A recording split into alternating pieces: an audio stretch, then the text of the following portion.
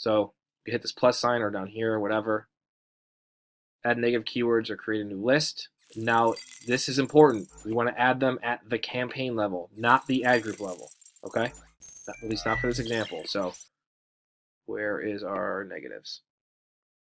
Here they are. We're going to grab our negatives and we're going to drop them in AdWords wrapper because we want to match them correctly, keyword match them.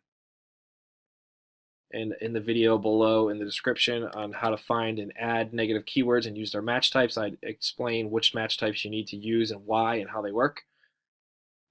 So we'll wrap them, come back down to only phrase match, and we will drop them into the campaign. Hit save, and there we go. We have now added negative keywords to our XYZ Roofers campaign.